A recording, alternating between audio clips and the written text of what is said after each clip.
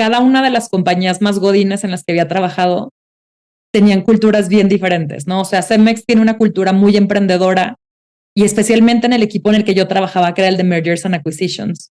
Una cultura que no necesariamente tenía mucha jerarquía, una cultura que tenía una misión muy clara que era ser un SWAT team para poder lograr la adquisición, ¿no? Y entonces creo que mucho de lo que aprendí en Cemex es de hecho muy parecido a cómo es el mundo de emprender. Pero, por ejemplo, un L'Oréal es abismalmente diferente. O sea, aparte de un L'Oréal, en la marca que yo trabajaba, es la marca que hace el 30% del revenue de L'Oréal a nivel global. Entonces, nosotros no podíamos decidir nada. O sea, pero cuando te digo nada era ni el color de la microetiqueta que sale en un bloqueador solar, lo podíamos decidir nosotros. Hasta eso subía al CEO mundial y que aprobara si le gustaba la foto con Julia Roberts, si le gustaba el pañuelito que le habíamos puesto al perfume, o si el dorado que tenía el bloqueador era suficientemente naranja o suficientemente amarillo para transmitir la marca.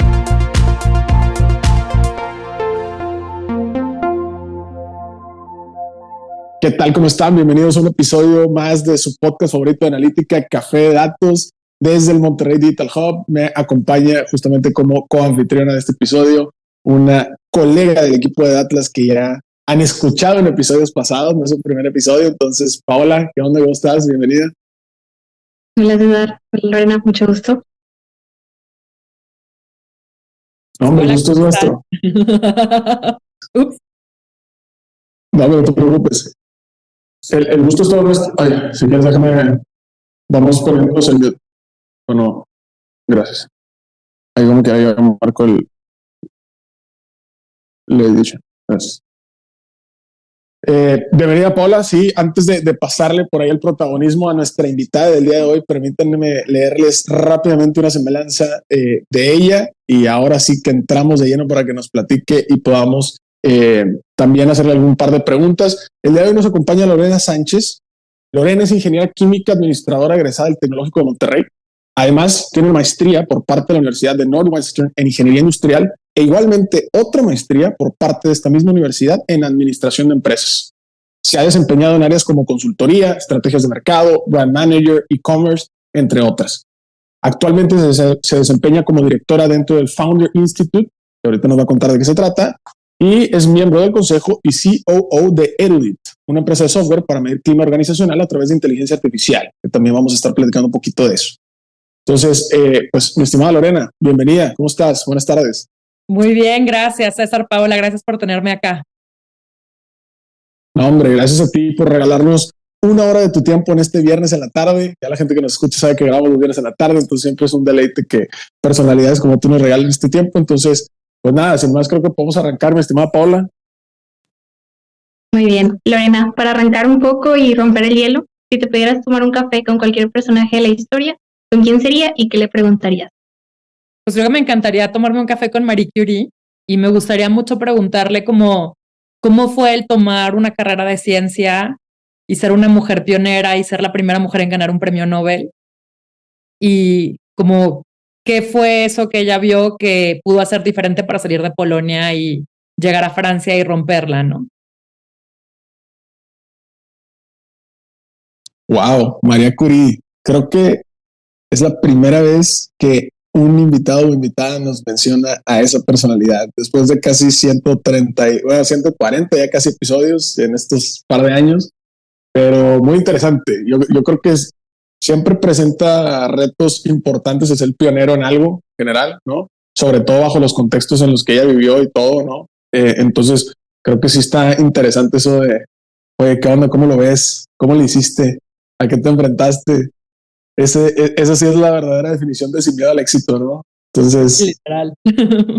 Creo que va a estar interesante. Ahora, Lorena, esta pequeña costumbre que tenemos con los invitados y con las invitadas es más que nada para que te conozcan un poco a título personal, pero pues también mucha parte de este episodio, pues vamos a querer un poco exprimirte ese conocimiento profesional también, ¿no? Entonces, antes de iniciar así con preguntas un poco más profundas, intensas y todo, platícanos un poquito tu carrera profesional, es decir, dónde empieza, ¿no? A partir obviamente de que te gradúas de ingeniería, cómo fue evolucionando, ¿no? Cuáles fueron los cambios que le fuiste dando, ¿no? Un poco por qué y pues ahora sí que qué es lo que haces actualmente.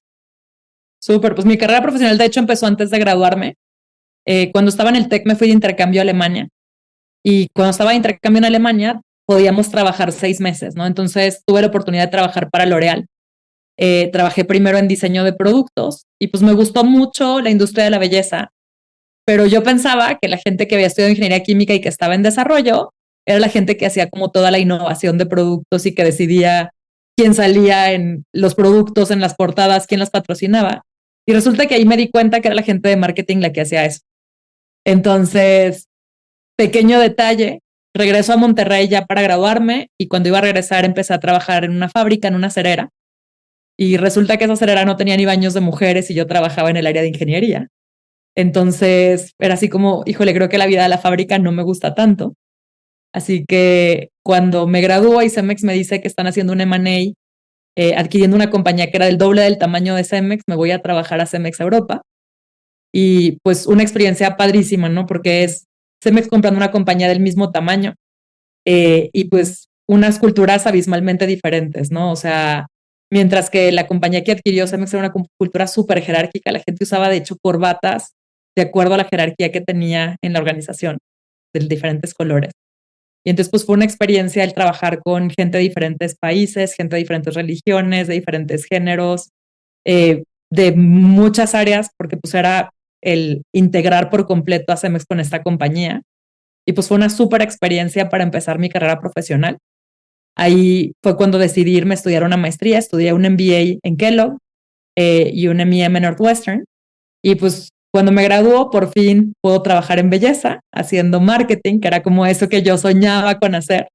Entonces me voy a trabajar a la Quinta Avenida L'Oréal, otra vez a L'Oréal, y trabajé para Lancôme. Me tocó lanzar perfumes como la Vie Belle de Julia Roberts o hacer cremas como Genifique o Visionnaire a nivel mundial y pues fue una experiencia muy interesante, ¿no? Yo les digo que era mi otro MBA, que es mi Master in Beauty Administration. Pero pues a mí como que volteaba y decía, bueno, esto de lujo está padre, pero América Latina es más como de venta directa, como que crear marcas y construir marcas es algo que todavía en América Latina es como no tan común. Entonces me fui a Brasil a trabajar para Natura. Natura es la compañía que hoy maneja también Avon. Y pues fue también otra experiencia, ¿no? Porque fue desde aprender portugués, porque las reuniones casi todas eran en portugués, aprender pues mucho de la cultura brasileña a través de una marca que se llama Ecos, ¿no? Que era como una marca inspirada en el Amazonas. Y pues de ahí darme cuenta que en venta directa marketing no es tan importante, que lo importante es el canal de venta. Entonces de ahí me cambié a trabajar en ventas. Me fui a vivir a Buenos Aires y entonces desde Buenos Aires manejaba todos los países de la región, desde México hasta Argentina. Y pues ahí fue cuando empecé una carrera más regional en América Latina. Y justo estando en Natura, voy a hacer un proyecto a México y cuando llego a Ciudad de México me dicen de Rocket Internet que si me interesa llevar belleza para el Challenger que iba a ser el Amazon de América Latina, que se llamaba Linio, ¿no? Yo no tenía ni idea de qué estaban haciendo. Para que se den una idea, me entrevistaron en una casita en Polanco con una mesa de Coca-Cola, o sea, de esas de plástico.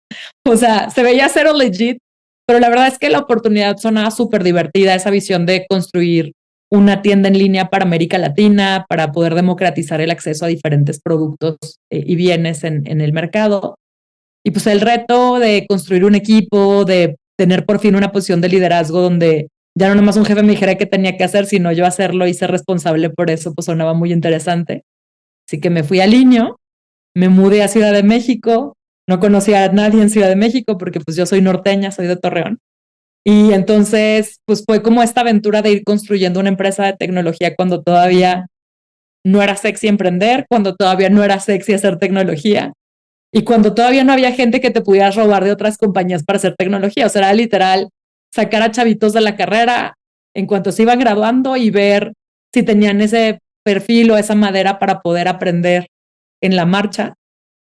Y pues bueno, me quedé ahí hasta que vendimos la compañía. Después de venderla hice un par de emprendimientos. No funcionaron, entonces me fui a Rappi. En Rappi me fui a llevar productos nuevos. Entre ellos me tocó lanzar Paga con Rappi, que era como un Apple Pay de Rappi. súper interesante porque fue moverme más al lado fintech, aprender a construir software, a vender software as a service, un poco diferente de lo que yo hacía en línea. O sea, en línea empecé llevando belleza, pero de ahí crecí a llevar todo comercial para todo el grupo, o sea, desde México hasta Argentina y todo operaciones para todo el grupo. Entonces, diferente, de ahí me fui a llevar marketing a Story. Story, pues ya saben, es una tarjeta de crédito, entonces también bien diferente el cómo hacer la adquisición de usuarios, consumo, otra vez algo parecido a lo que había hecho en L'Oréal, pero diferente con todo el pedazo de adquisición digital. Y de ahí pues me vine a Erudit y pues en Erudit hacemos software. Y pues este software básicamente lo que hace es que ayuda a que los líderes puedan tomar mejores decisiones. Es como un Google Analytics, pero de persona. Entonces, eso es lo que hacemos usando inteligencia artificial. Y pues a la par, hace más de 5 años me traje junto con Toño, mi socio, Founder Institute a México. Y entonces, pues Founder Institute es una incubadora y una aceleradora presemilla, la más grande del mundo. La fundó un cuate que se llama Deo Resi, que era el roommate de Elon Musk en Wharton, sale de hecho en los libros de Elon Musk. Fueron co-founders en su primera startup. Y pues mucho de lo que Founder Institute trata de hacer es traerse esa mentalidad de Silicon Valley a los demás mercados, a que aprendamos a emprender. Y pues justo es de emprendedores para emprendedores. Entonces todos los maestros son founders de compañías en la región que pues donan su tiempo para poder formar a la próxima generación de emprendedores. Y nada más. Yo agregaría, ¿no? Bueno, tengo una página de dildos que se llama Love, pero esa es otra historia. Ese es otro emprendimiento. Ese es otro emprendimiento. Y soy coach, pero también ese es otro emprendimiento. No, a ver, felicidades. Se me ocurren 1500 cosas. Digo, obviamente ahorita seguiremos un poco la guía y ya después nos pondremos creativos, pero me parece bien interesante cómo de pronto de acá del norte, ¿no? De Torreón, nosotros estamos en Monterrey, a Alemania, y luego de Alemania a la Quinta Avenida, y luego de la Quinta Avenida a Brasil, y entonces de Brasil para Argentina, de Argentina para México. Me queda claro que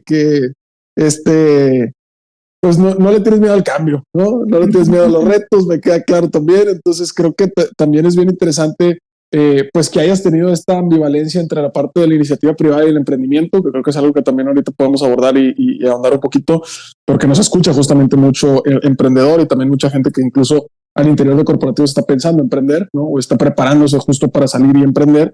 Y finalmente esto del Founder Institute, que le mandamos un saludo a todos, conocemos a varias gente que anda por allá, y pues nada, creo que, a ver, siguiendo en esta línea, creo que por ahí Paola tiene la siguiente preguntita y ahorita yo te hago un par de follow-up questions de todo esto que nos acabas de regalar.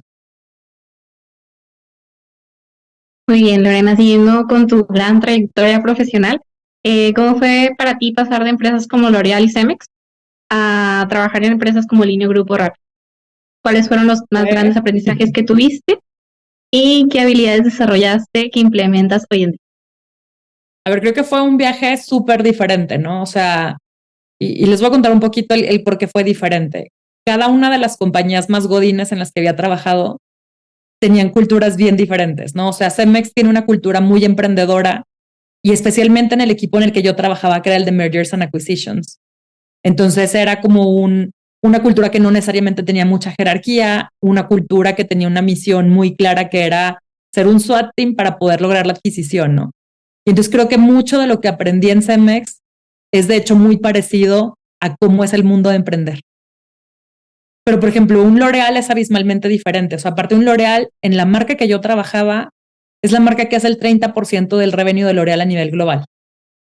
Entonces, nosotros no podíamos decidir nada. O sea, pero cuando te digo nada, era ni el color de la microetiqueta que sale en un bloqueador solar, lo podíamos decidir nosotros. Hasta eso subía al CEO mundial, con el que teníamos juntas cada quarter para que viera todo lo que avanzábamos en productos que íbamos a lanzar y que aprobara si le gustaba la foto con Julia Roberts, si le gustaba el pañuelito que le habíamos puesto al perfume, o si el dorado que tenía el bloqueador era suficientemente naranja o suficientemente amarillo para transmitir la marca.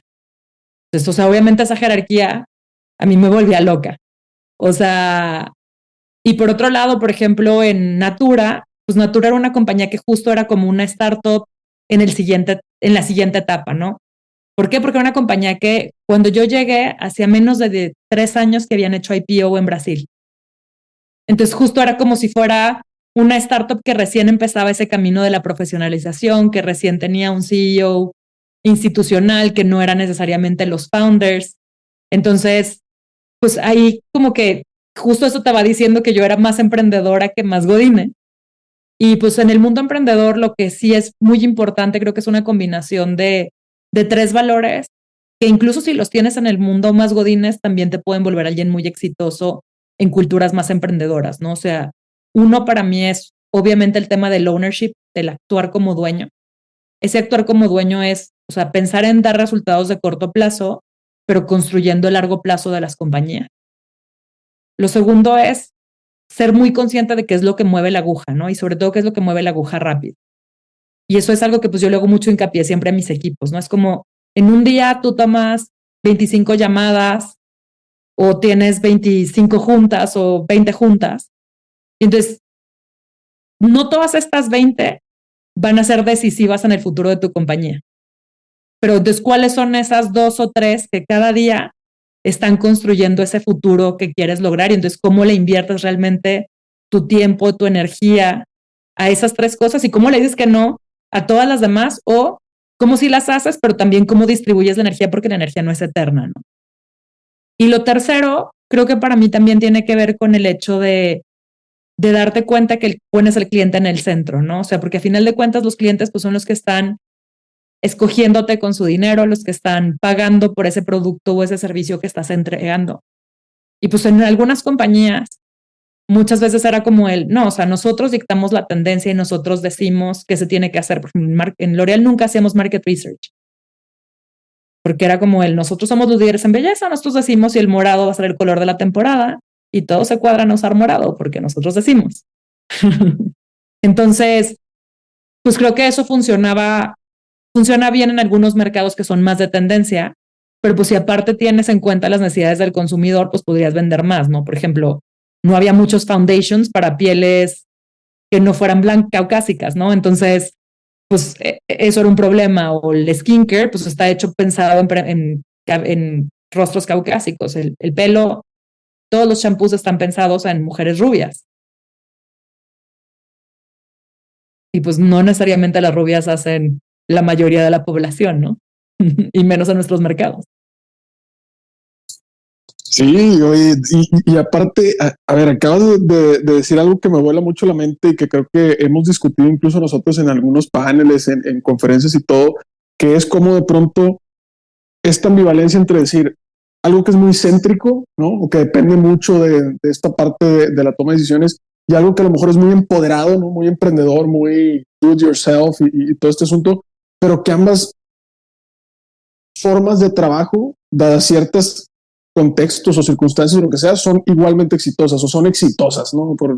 Para no equiparar a nadie contra otro, ¿no? Que no me tiren fuego a nadie, ¿no? Pero que son exitosas, ¿no? Entonces, en este sentido, digo, a ver, me queda muy claro qué cosas te gustaban de una de otra, pero ¿crees que a lo mejor una misma empresa tendría que transicionar en este sentido de pronto de ser a lo mejor muy empoderada, muy abierta, muy emprendedora a este tema centralizado? ¿O crees que es algo que culturalmente a lo mejor en estas empresas estuvo desde el principio? Es decir, a lo mejor en estas empresas que estaban centralizadas como que desde el principio estuvo centralizado y fueron creciendo y entonces así lo hicieron. ¿O crees que sí en una sola empresa pudiera haber esta transición entre la parte de centralización y descentralización? Es que, a ver, creo que tiene mucho que ver con las funciones en las que estás y con el tipo de compañía en la que estás. Por ejemplo, en un Rappi, donde el tomar decisiones rápido porque tienes 7 minutos para encantar a un cliente, o sea, si le estás mandando una hamburguesa en turbo a un cliente o si le estás mandando una coca en turbo, tienes 7 minutos para hacerla o cagarla. Entonces, si le tienes que preguntar al jefe del jefe del jefe del jefe del jefe, you're right, no vas a entregar ese wow moment que quieres para el cliente. En cambio, un L'Oréal que se tarda 2 años en pensar si va a ser un perfume y luego 4 años en desarrollarlo, tienes 6 años para corregir el curso de algo.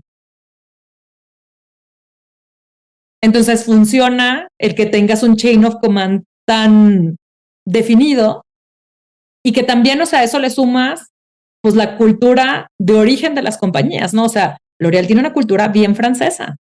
O sea, en una reunión tú llegas y no llegas a convencer a la gente, tú llegas a seducir a la gente. Que la seducción es algo muy importante y muy de la cultura francesa y que aunque estuvieras en L'Oréal en Nueva York, la seducción estaba ahí. Y que, por ejemplo, si volteabas y pensabas en una compañía como un Cemex, pues era una cultura más frontal, más regia, más vamos a ensuciarnos, vamos a darle. Y que, o sea, Rappi es una cultura también muy parecida en ese sentido, ¿no? O sea, los founders son 4 caleños que están locos, que son bien mal hablados, que empujan, que no toman un no por respuesta. Y entonces, pues eso también va moldeando, o sea, a final de cuentas, las compañías toman la personalidad de sus founders. Eso me encanta bastante. Y nomás antes, perdón, Paula, yo sé que te estoy interrumpiendo si es tú, pero follow-up question, por favor. Y es que mi gen vendedor no me dejará pasar ese pedazo de información que me acabas de dar. Cuéntame, porque yo tengo cero experiencia en eso. ¿Cuál es la diferencia entre convencer y seducir? Uy, muchísima. O sea, convencer es algo que normalmente pasa con números, ¿no? O sea, yo puedo voltear y decirte, este estudio de mercado dice que si hacemos esto vamos a tener 20% más market share. O esto dice que hay 60% de personas que están en desacuerdo con este cambio que hicimos. En seducir esta es la razón por la que este perfume va a ser el perfume del siglo XXI. Y la razón es 100% emocional, no es el perfume de Julia Roberts de la Vie Belle implica pues esta liberación que tuvo la mujer de las cadenas y por eso estamos usando un candelabro con cristales de Swarovski que se rompe en Versalles, porque así se rompe de lo que era la cultura establecida y el cómo, justo eran los tiempos de Julia Roberts de Eat, Pray, Love, entonces era como el cómo es esta liberación al espíritu a ser una mujer más libre y menos en los estándares convencionales. Y entonces, si te fijas, nunca te dije 30% de las mujeres opinan que un aroma floral frutal es más bonito y que un frasco de vidrio de tal calidad. O sea, no, era como el frasco de vidrio tiene una sonrisa porque tú sabes que lo más bonito de Julia Roberts es su sonrisa, entonces estamos emulando la sonrisa de Julia Roberts. No, wow, me encanta. Me quedó bastante claro esta parte como cuantitativa de la parte completamente romántica. Me gustó, me gustó. Perdóname, Paula, ahora sí. Muy bien. Bueno, ahorita nos platicabas un poco cuando César nos contaba sobre tu semblanza que tienes temas como emprendimiento. Entonces, vimos que eres directora del Instituto Fundador de México. ¿Nos podrías platicar aquí al público de Jefe de Datos como qué es lo que hacen? Sí, pues justo en Founder Institute ayudamos a emprendedores de etapas muy tempranas, o sea, presemilla, que estén desde que tengan una idea hasta antes de que levanten una ronda de capital institucional. Esto quiere decir que un fondo de capital es de dinero. Si les dieron dinero a ángeles, no hay problema. Y básicamente lo que hacemos es que a lo largo de 14 semanas los ayudamos a construir sus compañías. Y esa construcción de compañías implica normalmente el que tengan todos sus papeles en regla para que les puedan invertir capital, porque obviamente no te pueden dar capital con un reciclo en tu cuenta personal. Lo segundo que hacemos es pues todo el tema de qué tiene que pasar desde el punto de vista de producto y que puedas tener tus primeras ventas, ¿no? Para que puedas tener un caso más compelling de por qué eso que estás construyendo resuelve un problema o una necesidad que los clientes tienen y aparte que están dispuestos a pagar por ella, ¿no?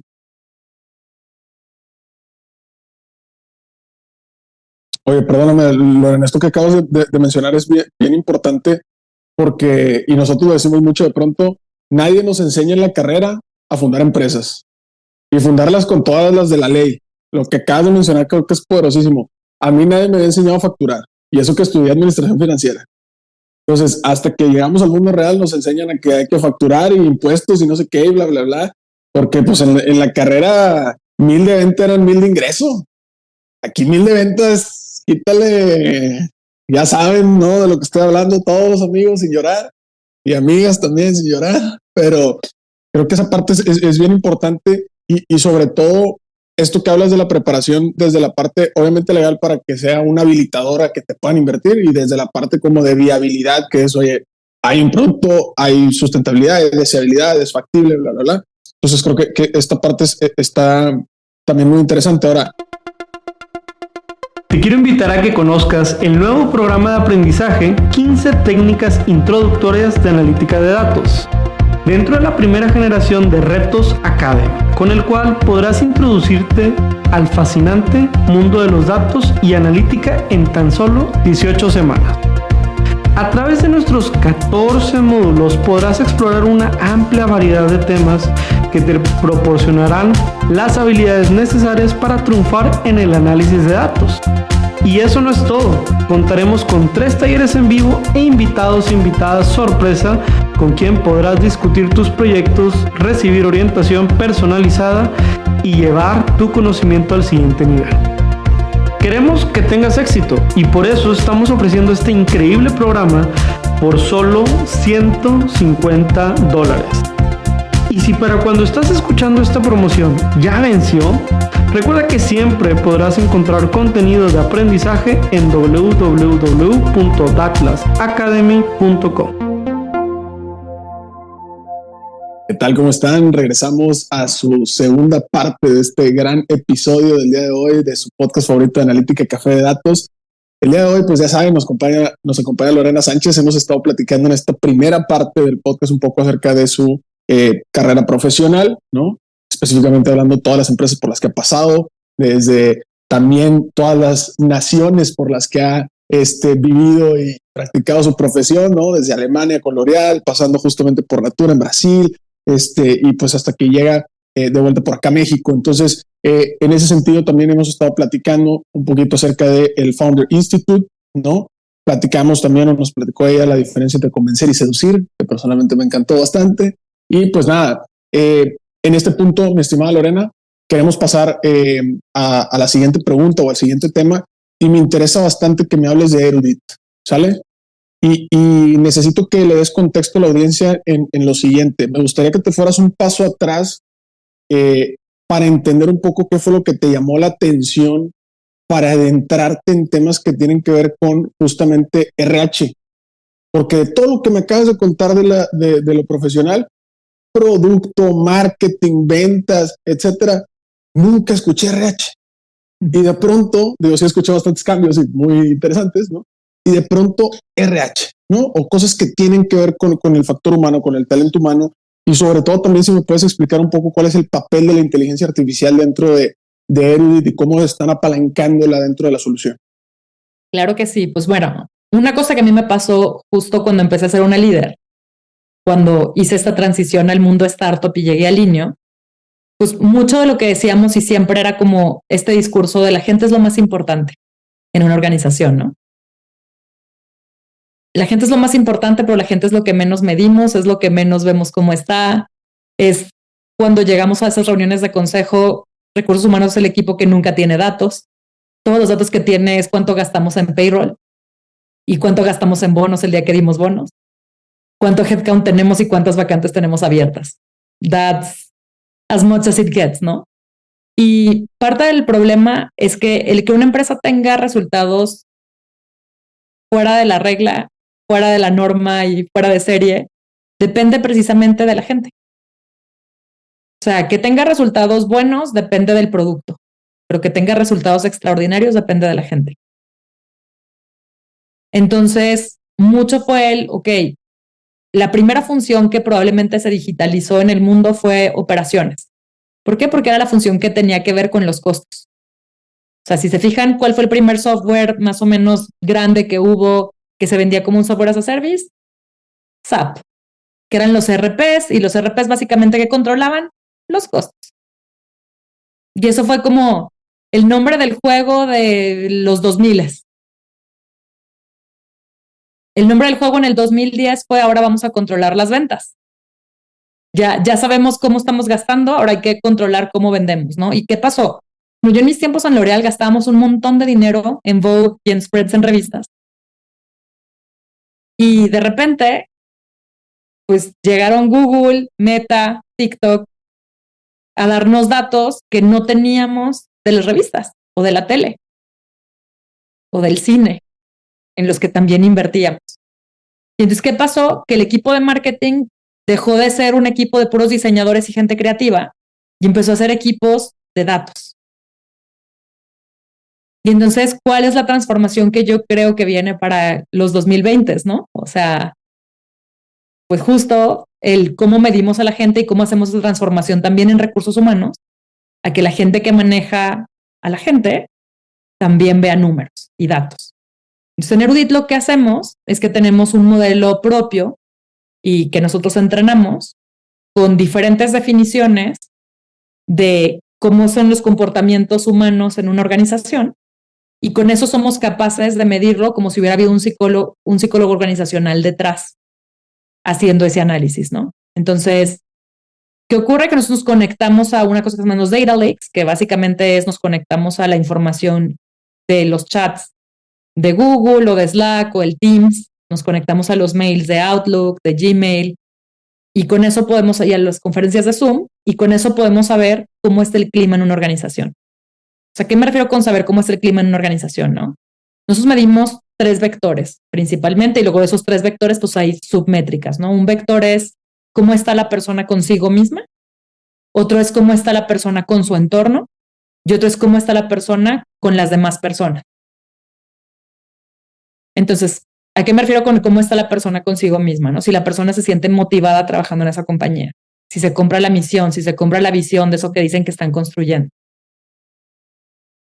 El cómo está con su espacio es, por ejemplo, si la oficina le queda muy lejos, si le queda cerca, si la silla está cómoda, si está incómoda, si los escritorios son un gallinero, si no hay café, si no hay papel de baño en el baño, si el baño está sucio.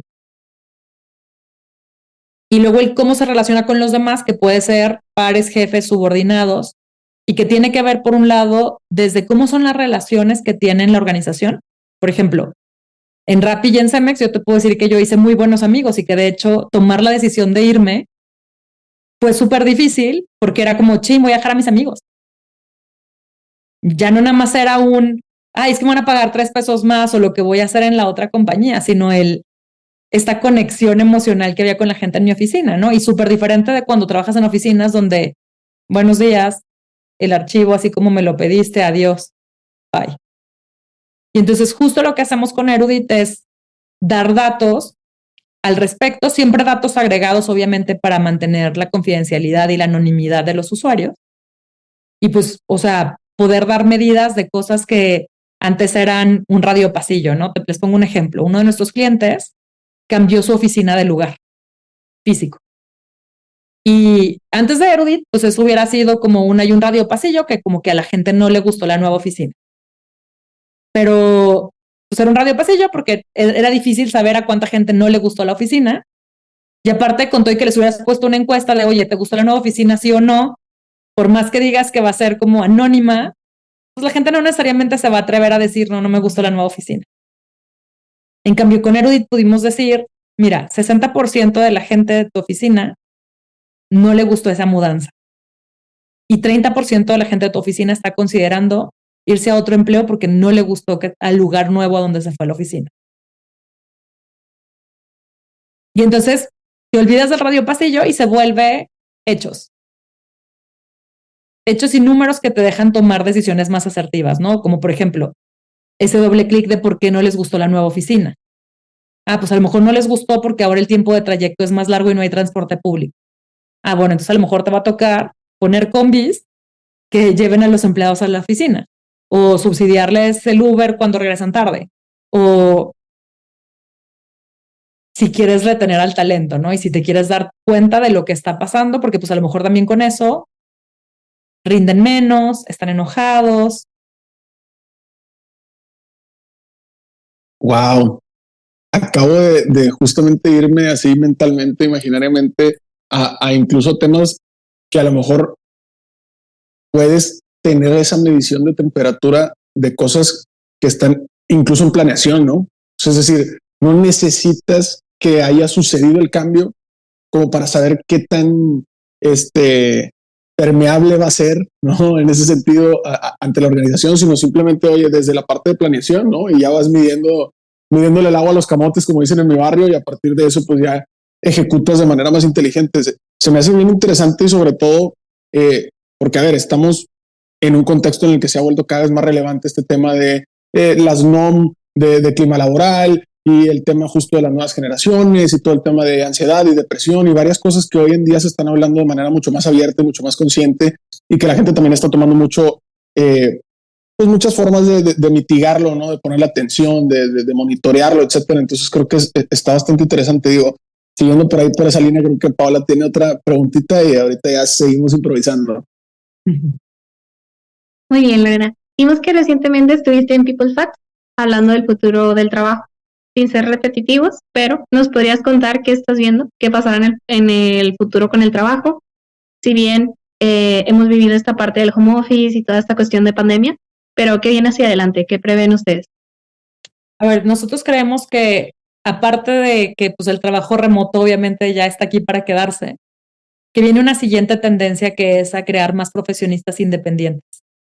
Entonces, ¿qué va a pasar, no? O sea, así como los Ubers son las flotillas más grandes de taxis y no son dueños de los taxis, y los Airbnb son la cadena hotelera más grande del mundo y no tienen ningún hotel, pues, o sea, los empleados también vamos a poder empezar a trabajar de diferente forma en las empresas, ¿no?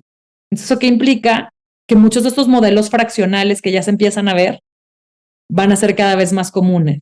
Estos modelos como de agencia y de freelance van a ser más comunes. ¿Por qué? Porque, pues, o sea, los trabajos cada vez son más especializados, por un lado, y por otro, o sea, cada vez hay menos oportunidades, pues, de que puedas tener ascensos en las profesiones. Y pues también las generaciones nuevas, pues nos gustan más los retos, nos gusta aprender de cosas diferentes. Y justo el poder ser como consultores que trabajamos en muchos negocios, pues es algo que disfrutamos, ¿no? A nivel generacional. Entonces creo que eso es una de las partes a las que se está moviendo. Otra parte, esto que les contaba, ¿no? Así como marketing se sofisticó a utilizar datos, pues recursos humanos es la siguiente área que sigue en esa línea, ¿no? De moverse a utilizar datos. Y entonces el cómo utilizamos los datos. Y pues obviamente una transformación grande como fue hace 20, 30 años cuando llegó el Microsoft Office a nuestras vidas, ¿no? O sea, hace 20 o 30 años, pues a lo mejor están muy chavitos para acordarse, pero pues las láminas, por ejemplo, las hacíamos con acetatos. Y entonces, pues te tardabas un montón diseñando el acetato, los retroproyectores y que te cupiera y todo el circo. Y pues un día llegó un software que se llamaba PowerPoint, y esas láminas que te tardabas varias horas en hacer una, pues ahora puedes hacer varias láminas en lo que te tardabas en hacer una, o sea, la presentación entera. Entonces la inteligencia artificial es una herramienta que va a ser como fue el Office en su tiempo, ¿no? O sea, una herramienta que nos va a ayudar a ahorrar tiempo, una herramienta que nos va a ayudar a hacer más efectivo el trabajo como más rutinario y más repetitivo, y que nos va a dejar más tiempo para trabajo más creativo y para trabajo pues más organizativo, ¿no? O sea, una máquina todavía no puede gestionar un equipo, y entonces pues justo lo que sí acaba de hacer es pues liberarte la agenda para que pases tiempo con tu equipo y resuelvas temas organizacionales, temas de comunicación, que a lo mejor hoy no tienes tiempo para sacar.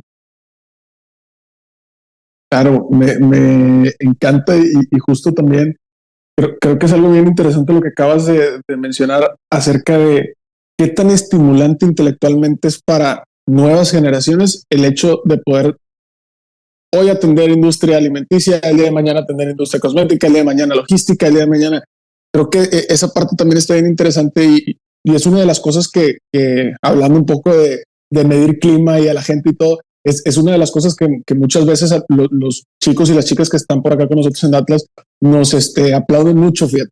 Siempre que se va alguien, siempre solemos platicar con ellos, oye, ¿cómo viste? Bla, bla, bla, ¿no? Y siempre nos dicen, oye, es que es muy estimulante de pronto estar en retail y el día de mañana estar en agroalimentos y luego irme a turismo y entonces regresarme acá a automotriz y luego entonces meterme a la parte de seguros y entonces volverme. Está muy interesante y lo rescato bastante. Ahora, digo, sin ánimos de robarte más tiempo del que ya te estamos robando, quedan unos buenos 10 minutillos por ahí. No quería dejarte ir, mi estimada Lorena, sin hablar como de esta parte también de los emprendedores y de esta parte de que ya nos mencionabas que en el Founder Institute les ayudan a todo esto de profesionalizar, institucionalizarse, etcétera y todo. Pero cuéntame ya el momento en que están levantando capital, que creo que es una de las dos maneras de hacer un startup, ¿no? En nuestro caso, por ejemplo, fue bootstrap 100%, ¿no? Pero tenemos colegas y compañeros que han levantado capital y todo. En ese sentido de lo que han visto en el Founder Institute, ¿qué es lo más, ahora sí que los tips o en lo que más fallan estos emprendedores al momento de querer estar levantando y qué es lo que, si pudieras decir, oye, le quito este vicio a los futuros emprendedores, ¿qué sería? ¿En qué se deberían de estar fijando? ¿Qué deberían de estar cuidando? O sea, a ver, para mí el paso cero es, piensan que el capital es lo que les hace falta para poder tener una compañía. Y entonces se les olvida, para mí hay dos cosas que son las que matan compañía. Una es la falta de ventas y la otra es el exceso de capital. La falta de ventas es porque, a ver, si no venden, pues es porque el producto no tiene market fit o porque no están haciendo las cosas adecuadas para que el mercado acepte eso que están haciendo. Y el exceso de capital también mata compañías porque hace que tomes decisiones muy aceleradas para poder crecer y crecer a toda costa, porque pues estás en este vicio o en este ciclo de hay que levantar la próxima ronda y los inversionistas ya me están diciendo que cuánto dinero me queda. Y si me queda mucho dinero en el banco, entonces pues no pedí lo suficiente en la ronda pasada, pedí de más, entonces te va a ver mal, entonces hay que gastármelo, ¿no? Y entonces como ahí es donde son esas promociones de vamos a darte un iPhone gratis y de, o sea, que a ver, hoy me río, pero en línea lo hicimos mucho tiempo y en Rappi lo hicimos mucho tiempo y, o sea, también eran formas de crecer y de ir aprendiendo el cómo se fue haciendo la digitalización. También pues cada vez nos hemos madurado más como industria. Pero pues sí fue como un growing pain por el que hay que pasar. Y pues mucho de este ingenio, de esta inventiva, de ser founder, pues es el poder ver cómo le resuelves un problema a un usuario y si ese usuario está dispuesto a pagar por ese problema que tiene. Me encanta, me encanta. Muchísimas gracias. No podíamos dejar a los emprendedores sin su pedazo de conocimiento de tu parte. Muchas, muchas gracias. Ahora sí, mi estimada Paola, creo que estamos llegando al final. Unas últimas preguntitas y para que liberemos a Lorena. Bueno, Lorena, finalmente, ¿alguna recomendación de algún libro, de podcast, series, algo que le quieras dejar y compartir a la audiencia de Café de Datos? Pues a ver, ahorita estoy muy clavada con un libro que, bueno, libros creo que voy a darles 3, porque siempre doy uno, pero creo que para mí hay uno para cada momento de la vida, ¿no? Para los que están emprendiendo, para mí hay un libro que es así como la Biblia, y es un libro que se llama The Mom Test. Es como el examen de la mamá.